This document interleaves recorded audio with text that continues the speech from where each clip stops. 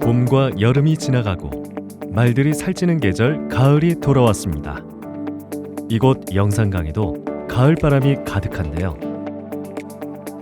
국가환경시료은행 연구원들이 무언가 채비를 하고 있습니다. 무엇을 하는 걸까요? 잠깐! 국가환경시료은행? 환경시료은행이란 무엇을 하는 곳일까요? 환경시료은행은 말 그대로 환경시료를 보관하고 분양하는 은행과 같은 역할을 하는 곳이라고 합니다. 자연환경 중에 육상, 담수, 그리고 연안 생태계에 서식하는 생물을 채취하여 초저온 탱크에 보관해왔다고 하는데요. 이렇게 다양한 환경에서 채취한 시료를 장기 보관하면 기후변화와 같은 환경 문제가 발생했을 때 과거 시료를 꺼내어 원인 분석이 가능하다는 것입니다. 그렇다면 이런 시료를 언제부터 채취했던 것일까요? 세계적으로는 1970년대 미국, 독일, 스웨덴 등 선진국에서부터 이런 환경 시료들을 초저온 저장하는 것을 시범 사업으로 시작했습니다. 우리나라는 독일 시료은행을 벤치마킹하여 시작했다고 하는데요. 독일은 해양, 육상, 담수 생태계 전체를 다 포괄하면서 1차 소비자, 그 다음에 이제 포식자들, 그래서 좀 촘촘히 돼 있어요, 생물종들이. 환경을 전반적으로 통합적으로 모니터링하는 게 좋은 체제다라고 판단을 한 거죠. 국립환경과학원 국가환경시료은행은 2009년에 설립되어 지금까지 시료들을 채취, 저장해 왔습니다. 육상 생태계에서는 솔잎, 잣나무잎, 신갈나무잎, 느티나무잎 4종과 집 비둘기 알을, 담수 생태계에서는 잉어와 말조개를, 연안 생태계에서는 괭이 갈매기 알과 홍합을 채취하여 10년이 지난 지금은 총 9생물종에 대해 27개 지점에서 총 4,600여 개 개체의 시료가 보관되어 있습니다. 그러면 다시 영산강으로 돌아가 볼까요? 저희가 이제 4대강 유역에서 이제 잉어 시료를 채취를 하고 있는데요. 생체량이 큰 그 어류가 잉어기 때문에 이곳까지 와서 잉어를 채취를 하고 있습니다. 잉어 같은 경우는 이제 하천 바닥에 있는 뻘을 훑으면서 다니기 때문에 그런 뻘에 있는 오염물질 같은 것들이 축적이 된다고 봐서 이제 잉어를 선택을 해서 뻘도 같이 채취를 해서 이제 저장을 하고 있습니다.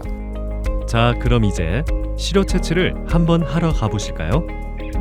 이제는 영산강 하류로 배를 띄워 잉어를 잡습니다. 이렇게 잉어들을 채취하고 나면 다음은 바닥 퇴적물을 채취합니다.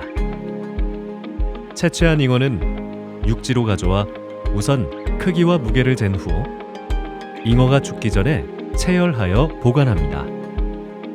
향후 잉어의 연령을 파악하기 위한 비늘을 채취한 후에 배를 갈라 내장과 심장, 그리고 근육으로 분리하는데요. 내장은 간, 생식기 등 6종으로 나누어 스테인리스 통에 넣어 무게를 재고, 근육은 좌근육과 우근육으로 나누어 무게를 잽니다. 그리고는 액체 질소가 담긴 휴대용 초저온 탱크에 시료가 담긴 통을 담아 저장합니다. 이렇게 담긴 초저온 탱크는 환경시료은행으로 가져와 최종 저장합니다.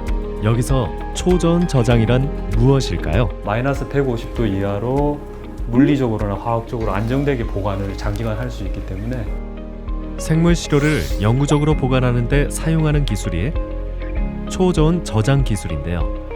액체 질소의 특성을 이용하여 영하 150도 이하의 초저온 상태로 보관하는 기술입니다. 이 온도 안에서는 물질의 이화학적 성분 변화가 최소화되기 때문에 초저온 상태로 시료들을 보관해 오고 있습니다. 각 시료들은 국가환경시료은행의 표준 운영 절차에 따라 수집, 운송, 분쇄, 저장의 모든 과정에서 초저온 상태를 유지하고 있습니다. 또한 저장 작업실의 안전한 관리를 위해서 액체 질소 공급과 산소 센서 가동 등 자동 관리 시스템 하에서 가동되고 있습니다. 다음은 솔잎을 채취하러 가볼까요? 솔잎 채취는 보통 한 지역에서 10그루 소나무에서 채취를 하는데요. 여러 소나무 중에서 채취 가능한 소나무를 정하고 로프를 이용해 나무를 오릅니다. 솔잎 채취가 쉬워 보이지만 직접 채취하는 것을 보니 쉽지만은 않아 보이네요. 나무에 오른 채취자는 가지를 잘라 내려 보냅니다. 밑에 있는 연구원은 그것을 받아 바로 분리에 들어가는데요.